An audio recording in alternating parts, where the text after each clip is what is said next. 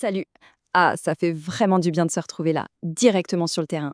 Les bottes dans la terre. Il n'y a que ça de vrai, pas vrai? C'est toujours ici, au milieu des rangs, qu'on fait les meilleures observations et que les mystères de notre métier se révèlent.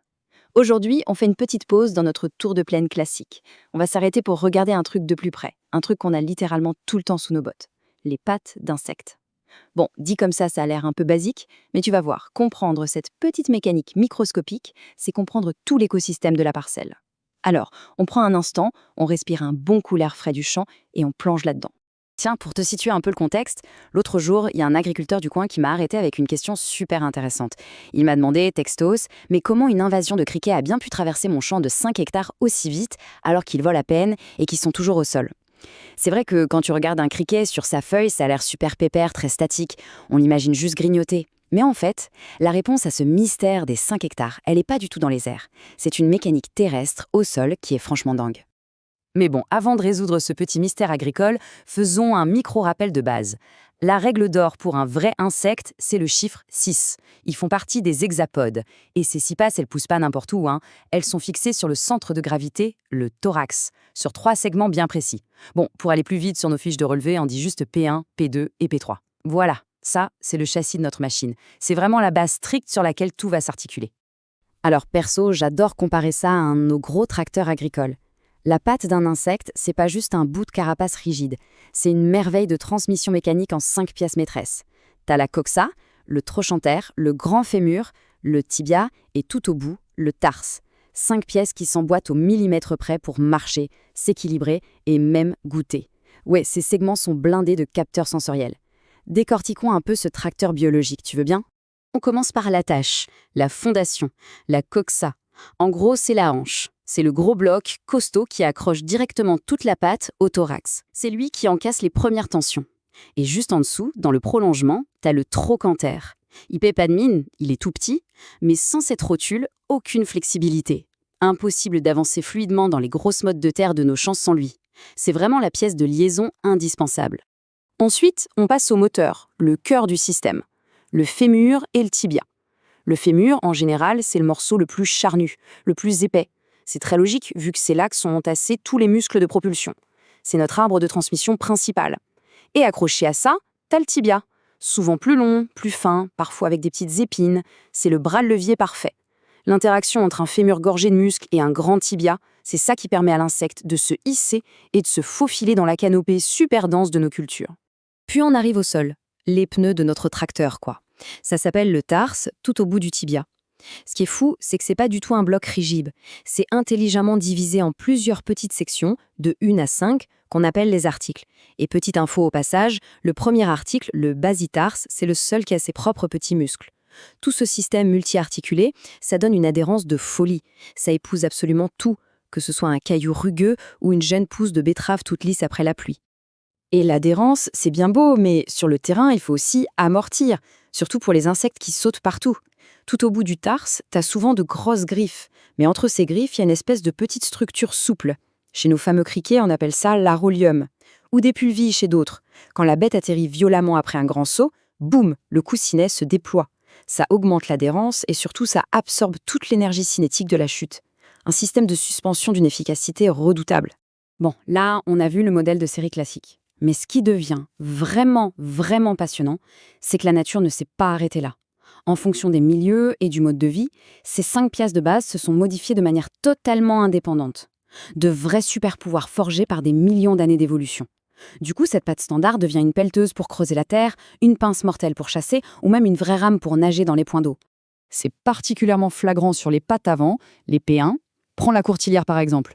Le grillon top qui fait des dégâts sous terre. Ces pattes avant sont devenues ultra courtes, très larges, lourdement dentelées, de vraies pattes fouisseuses, comme des petites pelles mécaniques profilées pour creuser des galeries. À l'opposé total, tu prends la menthe religieuse. C'est la même anatomie de base, mais ces pattes avant se sont transformées en pattes ravisseuses, des pièges munis de crochets acérés qui se referment en une fraction de seconde sur leur proie. Le même point de départ, 2 outils radicalement différents. Et ça nous ramène pile poil au mystère de notre agriculteur et de son grand champ de 5 hectares. L'explication, elle est dans l'adaptation des pattes arrière, les P3. En entomologie, on dit que ce sont des pattes saltatrices. Chez le criquet, ce fameux fémur a complètement explosé en volume pour abriter des muscles extenseurs surpuissants. En fait, c'est plus du tout fait pour marcher. Ce fémur, c'est un arc tendu à l'extrême, une véritable catapulte biologique. Il accumule une tension phénoménale et quand ça lâche, paf, ça propulse l'insecte à des distances hallucinantes. Voilà pourquoi il traverse la parcelle aussi vite, par des bonds successifs foudroyants. Et cette ingénierie de catapulte, elle n'est pas réservée qu'aux ravageurs de nos cultures. Regarde un peu la puce. Bon, d'accord, c'est pas un insecte de champ, mais c'est le sauteur ultime. La taille colossale de ses fémurs arrière par rapport à son corps, c'est dément. C'est du ressort pur, ultra compact, qui lui permet de bondir d'un animal à l'autre avec une agilité déconcertante. C'est exactement la même ingénierie mécanique que notre criquet, mais adaptée pour un monde parasite totalement différent. Allez, on quitte la terre sèche un instant. Viens voir ce qui se passe dans les fossés de drainage ou les flaques de ruissellement autour de nos parcelles. Sous l'eau, marcher ou sauter, ça sert absolument à rien. Du coup, les P3 ont pris un autre chemin. Elles sont devenues des pattes natatoires. En gros, le tarse et parfois le tibia se sont élargis, aplatis et se sont remplis de longs poils super denses. L'ensemble de la structure devient hydro-résistant et agit exactement, mais alors exactement, comme la palette d'une rame de bateau. T'as des vrais petits sous-marins qui utilisent ça. Le diétique, ce grand scarabée d'eau, ou encore la notonecte. Tu sais, cette bestiole qui nage sur le dos, là. Avec leurs fameuses pattes rames frangées de poils, ils glissent dans l'eau avec une fluidité impressionnante. Ils peuvent plonger d'un coup sec pour fuir un prédateur ou remonter à la surface d'un coup de rame pour capter de l'air sous leur carapace. Le tout avec une hydrodynamique parfaite. D'ailleurs, quand tu regardes un spécimen de la famille des Dyticidés de près, tout fait sens. Le corps est remarquablement lisse, très ovale, zéro aspérité pour freiner la nage. Et ces fameuses pattes arrière, avec leurs franges natatoires denses, elles sont positionnées pour propulser l'insecte sans jamais s'emmêler dans la végétation épaisse des fossés. C'est, sans rire, une machine parfaitement optimisée pour dominer le milieu aquatique. Bon, tu vas me dire, c'est bien beau toute cette théorie, mais ça nous avance à quoi concrètement quand on a plusieurs hectares à gérer? Eh bien, c'est là qu'intervient l'astuce de pro, notre véritable arme secrète, à nous les agronomes. C'est pas un gros capteur électronique qui coûte cher, non. C'est juste cette petite loupe de terrain qu'on a tous au fond de la poche. Parce que regarder les pattes, c'est une clé de lecture directe. Ça permet, en temps réel, de faire la différence vitale entre un ravageur problématique et une solution naturelle incroyable. Laisse-moi t'expliquer. Si un jour, tu sors ta loupe pour regarder un petit insecte posé sur une feuille de blé et que tu tombes sur cette structure ultra précise, bingo, tu as littéralement tiré le gros lot. Il faut regarder le trochanter. Tu sais, ce petit deuxième segment juste après la hanche.